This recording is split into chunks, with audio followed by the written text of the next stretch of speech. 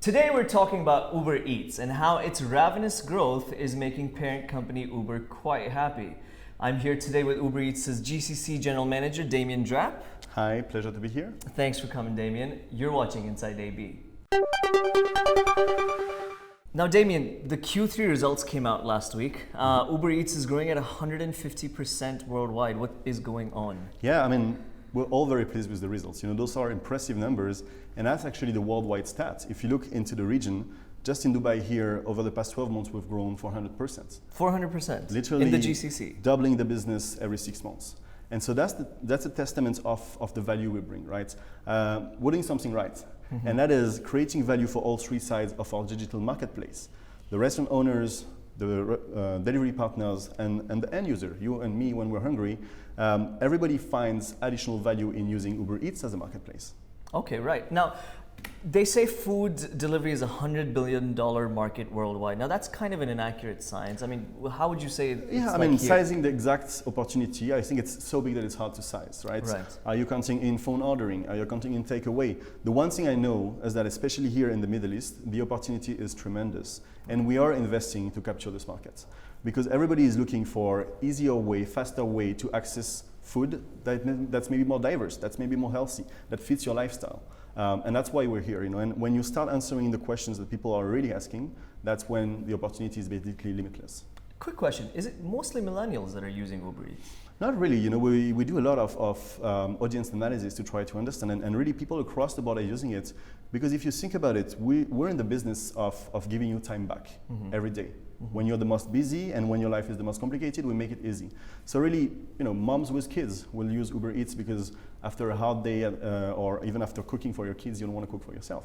So it's really people across the board, and we see in different countries very different behaviors, but we know we cater for the broader audience. Okay, now we figured out that Uber says you guys are profitable in 40 cities worldwide. How many cities are you in, by the way? Correct. So Uber Eats today, plus or minus, is in about 400 cities. It literally evolves by the day. Now, that's up from 200 2 years ago, right? So it's pretty impressive to say we've doubled the number of cities. I like to think about the fun fact that Uber Eats is the only food delivery app you can use on the 6 continents. Right. Anywhere you land, you can order food. No wonder Dr. Shahi is so pleasantly surprised, as he said. Yes, we've seen this success, and it's a testament of the value we bring. We're partnering very deeply with the small business that we serve in the cities, and we adapt ourselves. It's 400 cities, it's 400 different use cases of our application, and we've understood that very quickly in our other business, the ride-sharing business, that if you don't adapt locally, then you don't keep growing as you do. And that's our strength, I think, in the development. Okay, now the thing is that you are profitable in 40 cities, but you're not really measuring profitability right now, are you? You're scaling up because you still have an IPO. Exactly. I think we're not focused on profitability, because once you know that your business can be profitable, right? That there is a path to profitability, then you want to focus on growth and investments. So we focus on making sure that we innovate to serve our restaurant partners better. Okay. We focus on our technology and our back end, because that's what really is helping people grow their business. Okay. So for instance, using data, we can help them optimize their menus, right? Or even create totally separate restaurants that are spins off of their first restaurants and that perform even better, because they are tailor-made to a certain neighborhood, what we see people are seeking in a neighborhood, or just the global trends we observe across the world, right? If something is very successful in Latin America and Australia at the same time, there's a high chance people here are also willing to buy it. And so we use this data and this global footprint to really optimize the business of our partners. Now, there are obstacles in the way, aren't there? Just in the GCC, you have round menu and you have Deliveroo. So and there's more across the rest of the world. Yeah, we clearly don't see competition as an obstacle. We see it as a daily reminder that you need to outdo yourself, right? So I love the fact that the Middle East, at the end of the day, is one of the most mature region for food delivery, but also one of the most competitive. It really keeps all our team on our toes and forces us to reinvent ourselves to make sure that, once again, we focus on our customers and the value we bring to them.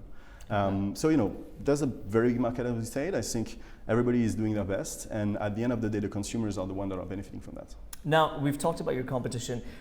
Nelson Chai has said, your CFO, that the Middle East and India will be your high growth markets, but Uber hasn't posted such great numbers in its Q3. Are the numbers really that bad though, considering I mean, you're still scaling, as you said. I mean, if we follow the logic we discussed before, those numbers are not bad at all. It just means that we're in a position where we still feel like we can grow a lot by investing. And the fact that India and Middle East are the key priorities for investment in 2019 is very exciting. It means that we will benefit from state-of-the-art technology, that we will benefit from more innovation, and it's very exciting for me as a business owner because I can go and really cater for the needs of my customers, restaurants and final customers, without really worrying about, hey, is it going to look good on the financial report? Now you're growing faster than the parent company, and you're We making are. it invest in light transport like electric bikes and scooters. This isn't really looking like a ride-hailing company anymore. So, I mean, our CEO went on the record saying we want to be like the Amazon of transportation. Meaning we want to have several verticals that really cater for every use case. So in the beginning, we were just about going from point A to point B. Then we're about making your food go from point B to point A. And now we just want to cater for every use case. And of course, new mobilities, like we call them, be it electric bikes or electric scooters, is something that currently the customers are asking for. So we'll go in this direction too. Okay, 2019, final thoughts. Yes, so I mean, on the back of those very positive results, and on the back of what our CFO said, we will invest heavily in the Middle East in 2019. The key priority will be expansion. We've seen now that the Uber Eats model works tremendously in the cities we serve. We started in Dubai, but we expanded to Abu Dhabi a year ago. And in the beginning of 2018, we've launched Riyadh in Saudi Arabia and Cairo in Egypt. So that's just the beginning, right? Next year, you will see a few new countries popping up in the Middle East and North Africa region, certainly. But we'll also be focused on going deeper in the countries that we serve currently. Egypt and Saudi Arabia are two very large countries where we want to expand in more cities, cover more of the population. In 2018, in the UAE, we've been focused on expanding in Dubai and Abu Dhabi to cover almost all of the population in those two cities. But there are more Emirates, so maybe you will see some new Emirates opening maybe before the end of the year. So your job's about to get a lot more complicated. A lot more exciting. All right. Damien, thank you very much for coming by. It was a pleasure. Thank you so much for having me. We're going to look to have you again soon. You've been watching Inside AB. Remember to tune in tomorrow for the next edition in this series and subscribe and comment below. Thank you for watching.